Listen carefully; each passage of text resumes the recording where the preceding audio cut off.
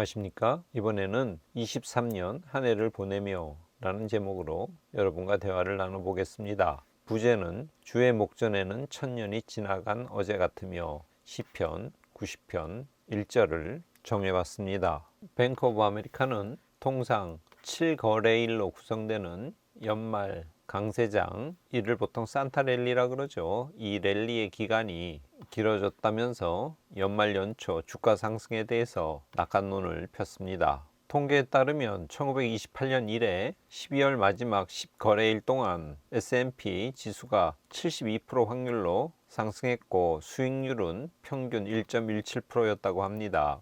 최근 S&P, 다우, 나스닥 세 가지 주요 지수 평균이 7주 연속 플러스를 기록했고, 특별히 다우존스 지수가 사상 최고치를 갱신한 것은 장기 강세장이 계속되고 있다는 신호라면서 장기 강세장에 대한 낙관을 뱅크 오브 아메리카는 점쳤습니다.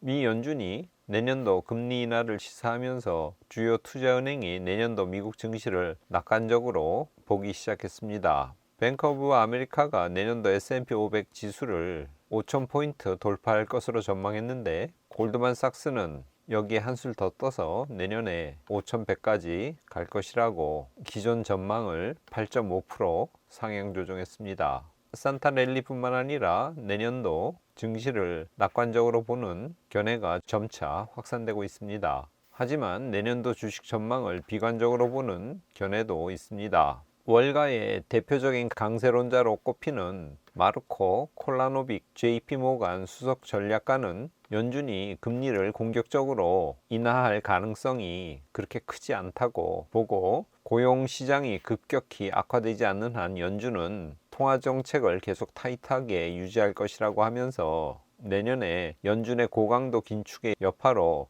경기 침체 가능성이 높아진다면서 현재는 주식보다 현금 비중을 늘려야 될 때라고 내년도 S&P 500 지수 전망치를 4,200으로 제시했습니다. 이것은 현재 지수 대비 약 12% 낮은 수준입니다. 이렇게 시장에서는 내년도 증시에 대한 긍정적인 평가가 있는가 하면 부정적인 예상도 존재합니다. 그런데 내년도 암호화폐 시장은 좋을 것이라는 의견이 대부분을 차지하고 있습니다. 메사리 리서치 암호화폐 시장 연구와 리서치로 굉장히 유명한 기관인데요. 여기서 암호화폐 시장 내년도 부활과 새로운 도약의 시기가 될 것이라는 보고서를 내놨습니다.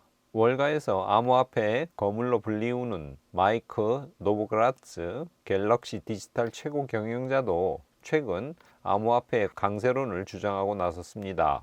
그는 자신의 트위터를 통해서 밀레니움 세대의 디지털 자산 규모가 베이비붐 세대보다 크다고 지적하면서 앞으로 세대가 바뀌는 과정에서 암호화폐 시장에 더 많은 자금이 유입될 것이라고 예상했습니다. 베이비붐 세대에 비해서 X, 밀레니움 Z세대의 암호화폐 채택률이 높아지고 있어서 현재 추세를 고려하면 약 1,600억에서 2,250억 달러, 그러니까 우리 돈으로 300조 원 규모의 자금이 시장에 들어올 것으로 예상된다고 자신의 견해를 밝혔습니다.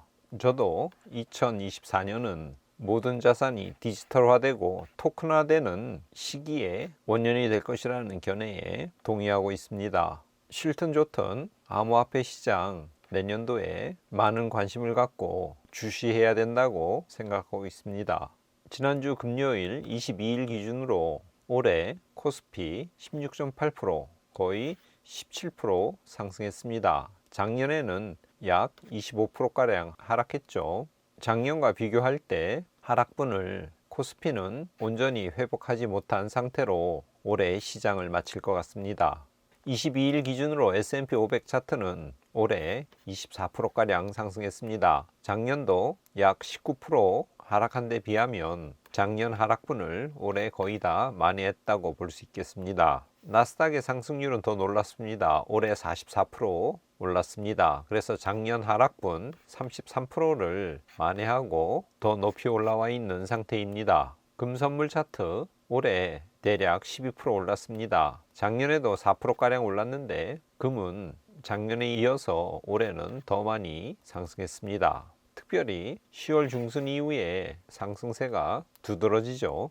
비트코인 차트 연초 대비로 22일 기준 162% 상승했습니다. 작년에는 65%가량 하락했는데 올해는 완전히 작년의 하락분을 만회하고도 한참 더 많이 올랐죠. 내년 4월에 4차 반감기가 있고 블랙록 등이 신청한 현물 ETF 상품이 시장에 출시되게 되면 비트코인을 비롯해서 암호화폐 시장이 더욱더 활성화될 것으로 많은 사람들이 예상하고 있습니다. 이렇게 많은 자산들이 올랐는데 유가는 떨어졌죠.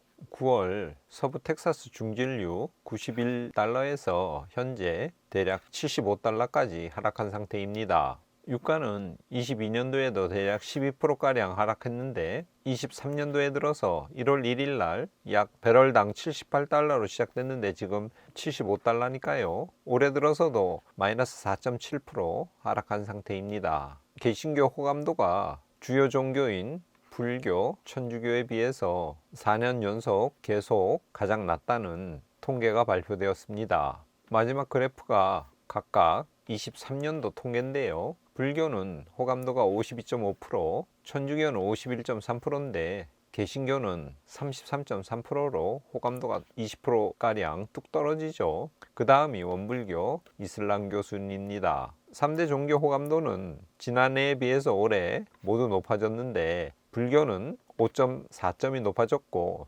천주교는 6.1점이 높아졌는데 개신교의 상승은 1.9점에 그쳤다고 합니다. 3대 종교 중에서 개신교의 호감도가 가장 낮다는 것은 부끄러운 일이고요. 우리 크리스찬들은 모두 각자를 돌아보고 반성해야 할 것입니다. 정리하겠습니다. 이번이 23년도 마지막 회차 방송입니다. 현재 시장은 산타 랠리가 진행 중에 있습니다. 2022년 대비 대부분의 자산이 올해 괜찮은 성과를 냈습니다. 유가만 예외죠. 2년 연속 떨어지고 있습니다. 하지만 현재 고금리라는 사실을 잊어서는 안 됩니다.